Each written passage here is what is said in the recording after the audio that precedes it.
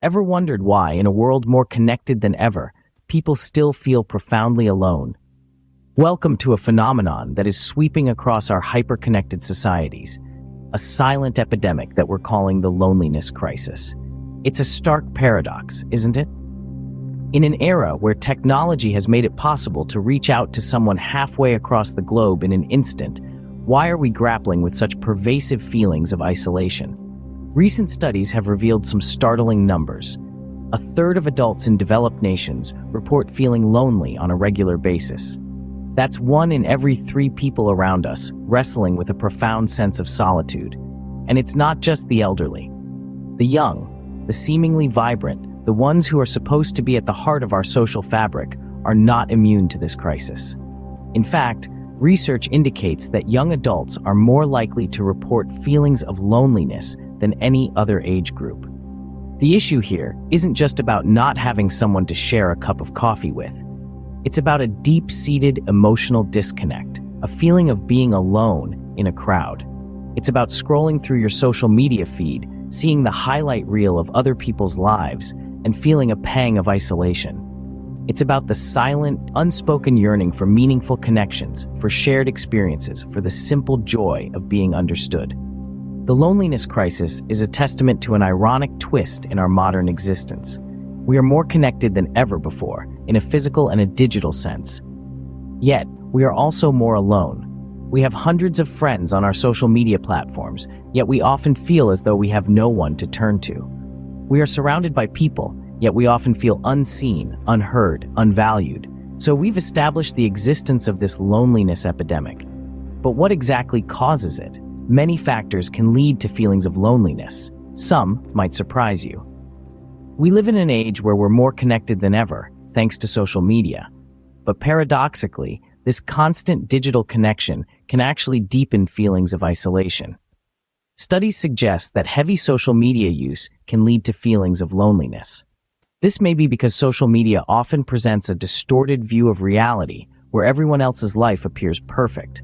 This can lead to feelings of inadequacy and isolation. Now, let's consider the lack of face-to-face interactions, another significant factor.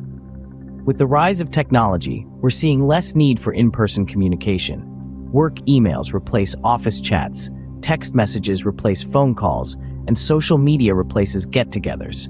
While these tools have their benefits, they can't replace the emotional connections formed through face-to-face interactions. When we interact with others in person, we pick up on nonverbal cues, such as tone of voice, facial expressions, and body language.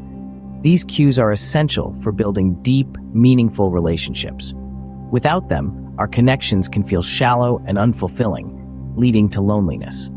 Societal pressures also play a role. In today's fast-paced society, there's a constant pressure to be productive, to achieve, to keep moving forward. This can leave little time for nurturing relationships or simply being with others.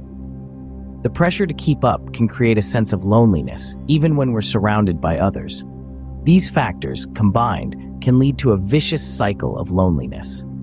Feeling lonely can make us withdraw further, reducing our social interactions and increasing our reliance on digital communication. This, in turn, can increase feelings of loneliness, and the cycle continues. These causes, as varied as they are, all contribute to the loneliness crisis. But it's not just about feeling alone. Loneliness has serious implications for our health. Loneliness isn't just a state of mind, it's a state of being that can significantly affect our physical health. The implications of chronic loneliness are vast and far-reaching, affecting both our mental and physical well-being. It's a silent epidemic that is fast becoming a public health concern with the power to wreak havoc on our bodies. Let's delve into the mental health impact first. Experts have found that loneliness can lead to increased risk of depression, anxiety, and even suicide. It's like being stuck in a perpetual cycle of isolation and despair with no end in sight. It doesn't stop there. Loneliness doesn't just prey on our minds, but also our hearts. Yes, you heard me right. Research has linked prolonged loneliness to an increased risk of heart disease. It's the silent stressor that keeps our hearts working overtime, leading to high blood pressure and ultimately heart disease. And lastly, our immune systems. They're our body's first line of defense, but loneliness can weaken them. Studies have shown that the chronically lonely are more susceptible to infections and diseases due to lowered immune function. So you see, loneliness doesn't just leave us feeling hollow inside. It chips away at our health, bit by bit, leaving us vulnerable to a host of physical and mental ailments. Clearly, loneliness is a serious issue with far-reaching effects. But what can we do about it? While the loneliness crisis might seem overwhelming, there are ways to combat it. Fighting loneliness begins with acknowledging it. It's okay to feel lonely, and it's okay to seek help. Professional help, such as therapy or counseling, can provide crucial support and guidance. These experts can help you understand your feelings, identify triggers, and develop effective coping strategies. But combating loneliness is not just about therapy.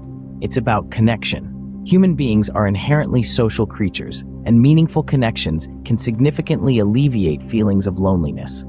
This can mean joining social clubs, participating in community events, or simply spending time with friends and family. Remember, quality matters more than quantity when it comes to relationships. It's not about how many people you know, but how well you know them. It's about mutual understanding, shared experiences, and emotional support. Another strategy is to limit the use of social media. Despite its name, social media can often intensify feelings of isolation. It's easy to compare our lives with those of others and feel left out. So, take a break, step away from the screen, engage in real, face-to-face interactions. Lastly, remember that it's okay to be alone sometimes. Solitude can be a powerful tool for self-reflection and personal growth. What's important is to strike a balance between alone time and social interactions. Addressing loneliness isn't just about improving individual lives. It's about creating a healthier, happier society for us all.